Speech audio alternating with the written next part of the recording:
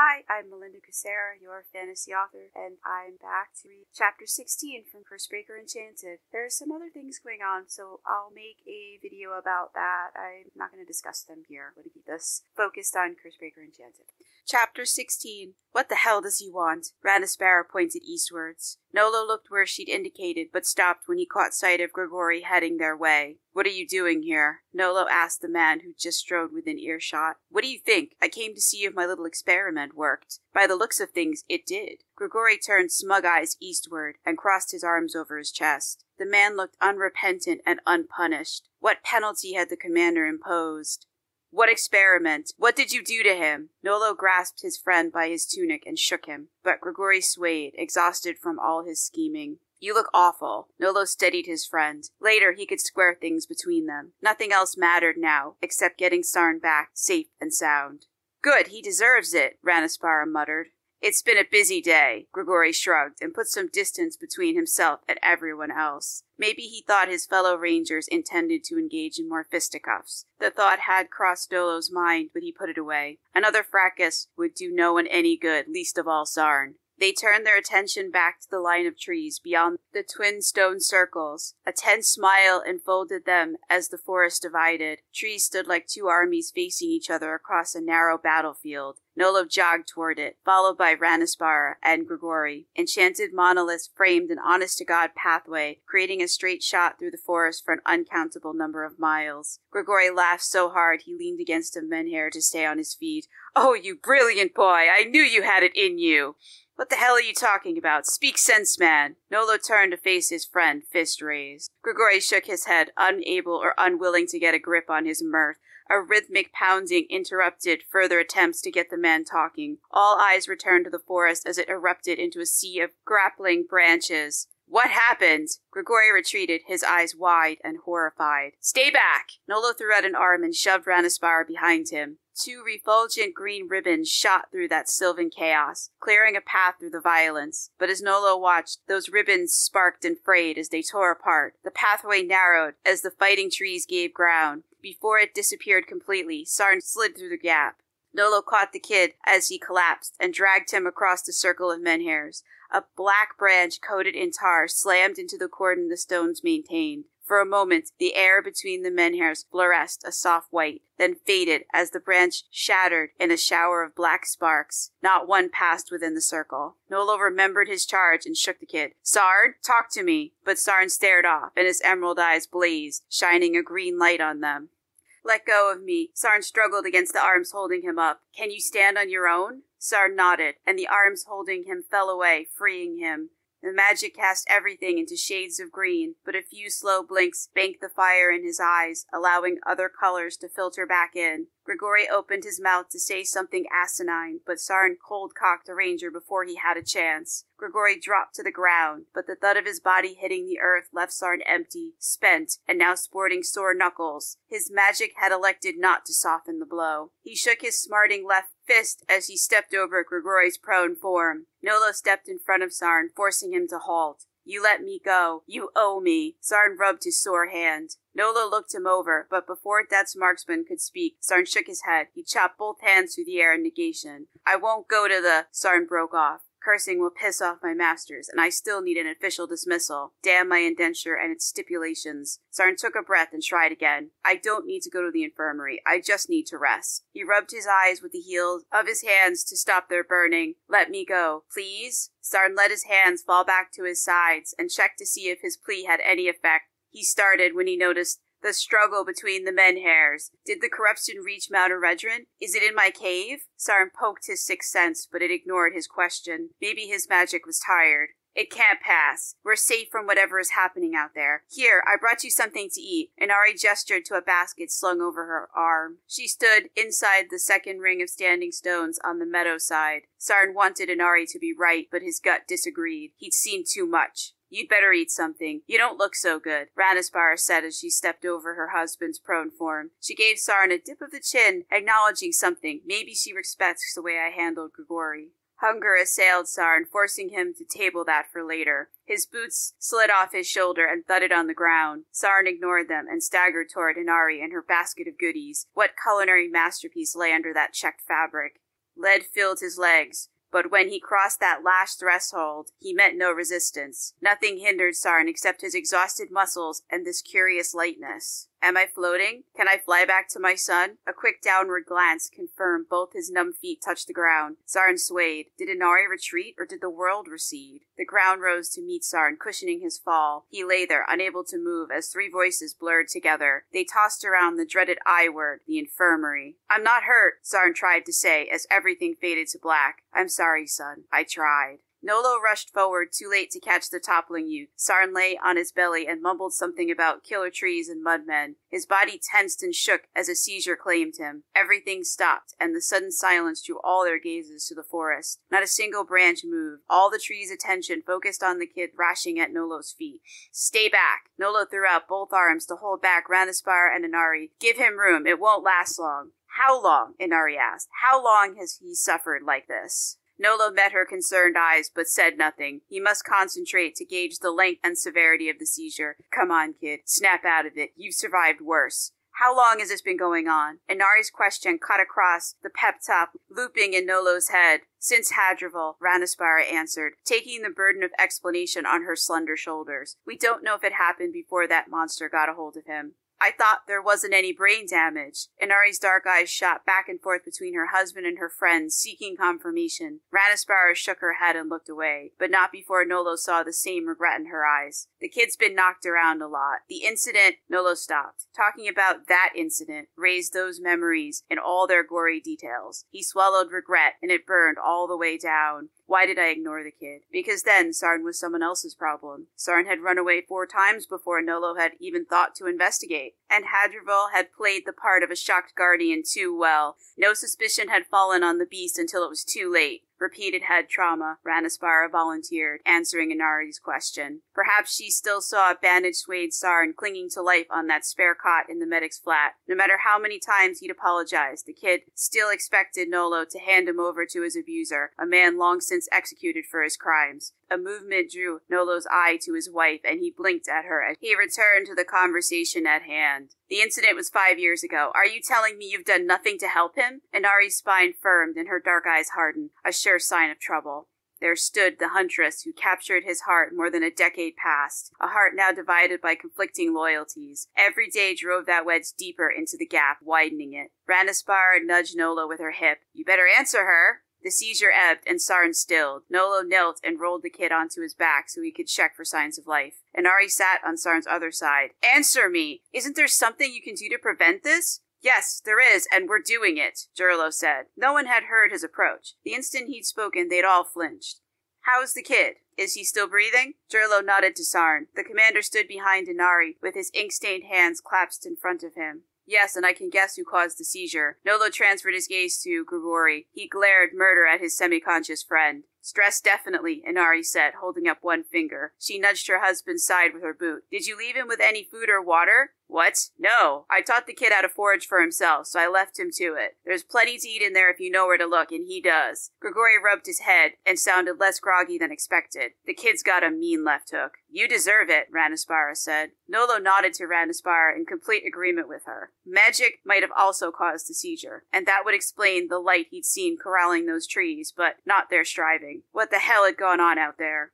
So let's review. We have stress, no food or water except what the kid could rustle up if he bothered, and he ran an untold number of miles with no sleep through a bunch of warring trees. Did I miss anything? Ranaspara shot her husband a glare, and it dented his ego. You're making it sound worse than it was. Grigori picked at a grass stem. Am I? I'm laying out the facts as I see them. You should have thought this through. Ranaspara shrugged. Enough. This isn't helping, and someone had better explain that warring trees comment.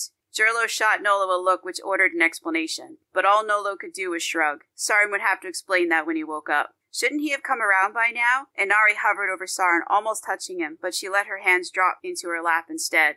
No, he usually stays unconscious for a while following one of these episodes. Nolo rose and swung the kid over his shoulder in a fireman's carry. We're drawing too much attention. Inari's dark eyes questioned his actions. Can you carry him like that without harming him? It never has before. Nolo shrugged. Ranaspara left off interrogating her husband and moved to stand by Inari. She squeezed her friend's shoulder. Where are you taking him? Jurlo fell into step with Nolo. Where do you think? The infirmary. He forbade that, or did you forget? Randaspara said. Before Nolo could reply, the weight left his shoulders as Grigori took the kid from him. It's the least I can do, the man muttered. Grigori carried Sarn like a lost and broken child, draped across both arms. He won't stay in the infirmary. Gerlo shook his head. He'll bolt the second he wakes. Where else can we stash him so he's out of sight? Who can we trust with the secret of his existence? Nolo waited for an answer. When it came, it surprised him, but he couldn't find any fault with it. Sarn woke to dragons. They stretched their wings on one panel and torched a turret on a wall hanging. And still another, a dragon rose out of a lake, trailing watery wings. On a nearby bookcase, dragon sculptures pranced, lazed, and stood claws out, ready to rend. Paintings, murals, and tapestries competed for space on the walls. Statues fought with furniture for floor space. Every single one of them captured dragons in full color and splendor. Sarn levered himself up from the divan. Dragons cavorted on the carpeting and upholstered the chairs. Only one person loved dragons that much. Gerlo. Great. I'm in the commander's lair at his mercy. Sarn buried his face in his hands. I have no luck. A door opened, and Gerlo made deliberate noises as he approached. Some rangers claimed thoughts of the commander summoned him. Other rumors claimed the commander employed a legion of spies who had secret methods of signaling him. However, neither was the case here. The commander must have heard the dive-in creak when Sarn had shifted his weight on it. Likely the lacquered door Gerlo had entered led to his office. The clink of glassware tempted Sarn to lower his hands. Thirst burned in his throat. A glass of water ringed the head of a dragon battling a tentacular creature on a nearby table. To avoid talking, Sarn guzzled the water, and it soothed his dry throat. Now tell me everything you've done since the last time I saw you. Gerlo took the wingback chair across from Sarn. It also bore dragons picked out in gold and orange. Gerlo's collection of dragon-themed stuff just managed not to clash with itself. Arranging items with complementary colors near each other had helped. Where should he start? Would the commander believe any of it? I wouldn't, and I lived it. Sarn set the glass down. He wanted more water, but he refused to ask for it. How can I possibly explain what happened out there when so much of it is inexplicable? Tell me everything. Leave out nothing. Gerlo leaned back, and the chair swallowed him, but the commander's personality loomed large, overshadowing Sarn. Sarn pushed to his feet, needing the height advantage nature had given him, but Gerlo's presence expanded until it filled the room, dwarfing him even more than before. Sarn sat. After all that running, he had no energy to pace. Talk! Shadows veiled Gerlo's face. He'd chosen a chair outside the glow of Sarn's eyes on purpose. The commander gave nothing away. You know what happened. Talk, and you can go. Refuse, and we can spend all night here. Gerlo's words struck Sarn hard. Is it night already? How long was I out? Not long enough, but by the looks of you, you'll remedy that soon if you talk. Didn't Grigori tell you? We had a chat, yes. He won't do that anymore. It's over. You made the same claim 3 years ago. Sarn shoved a hand through his hair. His head still felt light, but not as if it might float off his shoulders. Maybe I need to eat something. He pressed his bony elbows into his thighs again and rested his chin on his fists. Somewhere deep inside him, a child raged against the bars of his silence. Why did you hand me over to that monster? Sarn fought the question as memory and reality mixed. Hadrival gripped his bruised shoulder and Sarn winced. Take him and go, the commander had said. Next time, keep a closer eye on your ward. He'd flipped through the papers on his desk, never once looking up from them, as blood ran down Sarn's arm and dripped onto his boot. Off topic, but you're right. For what it's worth, I'm sorry. Gerlo tapped the table, recalling Sarn to the here and now. Memory receded, leaving Sarn stunned. I couldn't have heard that right. What did you say? I said I thought I put the fear of God in him. Now I have. Who did you do this to? Gerlo slapped the table, and the glassware jumped. Pay attention. You know damn well who I'm talking about. Grigori and his ill-timed test. Which won't happen again. I'm not asking you to trust me. You don't do trust. Fine, I get it. Let's move on to what I want to know. Gerlo speared him with those impenetrable black eyes. Sarn sat straight up. Is this an apology? What did you think it was? Never mind. I don't want to know. Gerlo rubbed the bridge of his nose. But it couldn't be an apology. The commander never apologized to anyone for anything. No, he wants something. Well, so do I. If I tell you what you want to know, I can go. No healers, no stops at the infirmary. Sarn willed Gerlo to say yes to that. Gerlo almost smiled, but his facial muscles found the expression too alien to carry off. They fell back into their customary line. Got it in one. Talk and you're out of here until tomorrow night. The bells of Mount Eredrin rang 20 times, announcing the hour. When tomorrow night? Sarn pushed. 20th bell, are you satisfied? Sarn sat on the edge of his seat, ready to seize the promise dangling in front of him. A full 24 hours he could spend catching up on sleep, safeguarding his son, doing some much-needed brotherly bonding, and researching the problem pursuing him. Magic infused his voice when Sarn spoke again. You promise? If I tell you what you want to know, I'm free for 24 bells. Yes? No healers, no minders of any kind. Jurlo nodded. Swear it. Swear to what I said. Swear to it all, and I'll tell you what you want to know. Magic rang in his voice, twisting his words into one half of a chain, and Sarn led it. He'd do anything to secure such a promise. Jurlo looked discomfited, but he nodded. Have it your way. Tell me what I want to know, and you can go. No one will hinder you. But you must return in 24 bells to my office. To this I swear. The magic freed itself from the bonds of flesh and bone. It captured the commander's words and bound them by their terms. Sarm sagged in relief. I'm almost out of here. Dawn came, and so did Grigori. He told me he had something for me to do. We went down to the docks, and I woke up in the middle of nowhere. I ran and ran and ran until I got back here. I struck Grigori, and I woke up here. Sarn pushed to his bare feet and stopped. His boots stood by a statue of a dragon whose wings curled over a basket. A familiar checked handkerchief covered an assortment of baked goodies, and their fruity scent made his mouth water. Sarn stumbled over to them, catching himself on bookshelves and dragon statues. And the warring trees? What about them? Jurlo asked. Sarn froze, so they weren't a hallucination. I don't know what that's about, but I have a few guesses I'm not ready to share yet. The hollow feeling in his belly demanded food, so Sarn grabbed his boots and the basket and fled before Jurlo withdrew his promise. As he ran, he wondered how long he had to solve the riddle of the ghost and the murders before something worse than killer trees or mudmen caught up with him. Sarn stuffed an oversized muffin oozing sweet cherry jam into his mouth. He leaned against a wall in an alcove formed by a dip in the tunnel's wall. Rock protrusions on either side hid him from sight, but not the glow of his eyes. Jurlo's office crouched in its corner a half-mile away in another tunnel. Crumbs tickled his throat, making him cough. After he uncapped the flask provided with the meal, Sarn took a swig and almost spat it out. He took a cautious sip of the tea, but detected no astringent aftertaste this time. Inari would never drug me, but Jurlo might. The tea did its job. When he quit coughing, he set the flask on the ground in case Jurlo had tampered with it. He just finished tying his boots when he heard footsteps. No, Jurlo promised. Nolo raised both hands to signal he'd come in peace while his dark eyes performed a head-to-toe scan. What do you see? A deer in Lumiere light? Where are you looking now? Why not when I needed you to see me? Sarn shook off the old anger. That's Markson had a unique aura, one Nolo donned at will, which explains why my sixth sense didn't warn me he headed this way. Are you all right? Nolo asked. His glance must not have reassured him. Damn. Sarn held up a hand, palm out. I won't go to the infirmary. I figured. You never want to go there. Nolo crossed his arms over his chest. Sarn gave his laces one last jerk. Thank your wife for the muffins.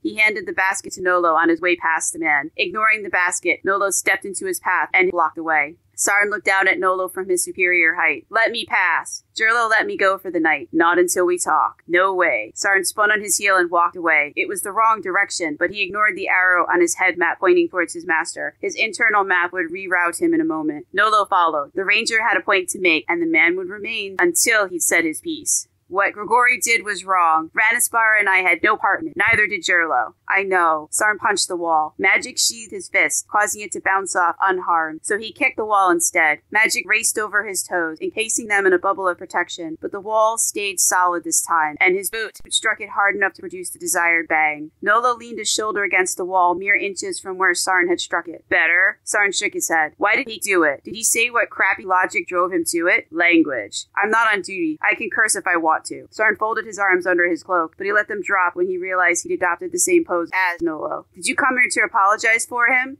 Nolo shook his head. No, I wanted to make sure you're all right. Sarn spread his arms wide. You've seen what you needed to see. Now let me go. Nolo gestured back the way they'd come. Sarn left, still holding the basket. Did he hurt you? The question stopped Sarn in his tracks. No, he drugged me and left. And the fighting trees? What about them? They chased me, but I got away. Can I go now? Silence dropped between them, pregnant with the M word. Sarn waited, but Nolo didn't ask if he'd use magic because the answer was obvious. What would Nolo do if I admitted it? Okay, I'll see you tomorrow. Say hello to your brother for me. I will. Knowing a dismissal when he heard one, Sarn fled. His eyes lit his way, but not the mysteries of the past 24 hours. They kept pace with him, and so did the questions they raised. They're mine to solve. I just need to figure out how. But I can do that after I rest. I'm good for nothing right now. Each step sent pain jolting through his tired muscles, but Sarn ran through tunnels abandoned by decent folk, and sneezed as his step left clouds of dust in his wake. When he covered his nose and mouth with a fold of his cloak, it helped, but his eyes burned until another twist sent him shooting down a staircase, leaving the dust behind. Maybe it would settle out in the right places to obscure some of his prints. He couldn't worry about that now. Sarn let his senses stretch out as his map rushed to the fore, and he slammed his shoulder into the wall enclosing the staircase when he tripped. Symbols popped up. They remained clustered in several galleries far from his position. Good. Nolo had stayed behind. Since it was no longer needed, his map faded to an overlay. Sarn took the stairs 3 at a time and sped down the 200-plus steps to the 3rd level below ground. He exited through a rough hole in a tunnel that dog-legged into the lower quarters. Sarn slowed as he searched for anyone on an intercept horse. People-shaped icons occupied the nearby tunnels, but no one appeared on a parallel path. Ditto for perpendicular tunnels. But that situation would change. Down here dwelt an awful lot of people. Thoughts of this place's population switched on the part of his magic obsessed with numbers. An egg blossomed behind his left eye as a counter appeared in the bottom right corner of the map.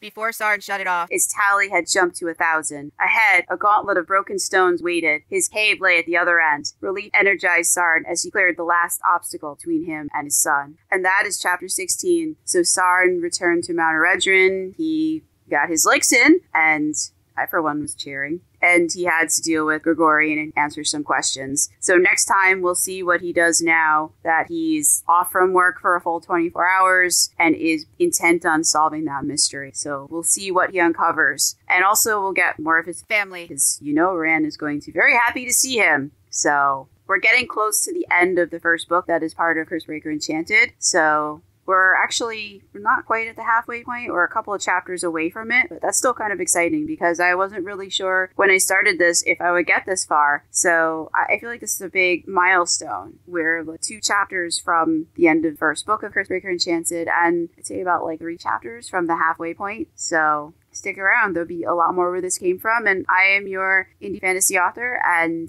I'll see you next time. Remember to follow, share, all the things. It helps, and it spreads the word, which is really awesome. And Curse Breaker Enchanted is still free. If you're listening to this during the week of November 14th, then the first box set, which is books 1 to 3, will be 99 cents. The second box set, not 99 cents, but we also have released the 3rd box set. I'm going to talk about that in another program, but I just wanted to mention that here. So if you're listening to it during that time, you can pick up 3 books for 99 cents. Have a good one.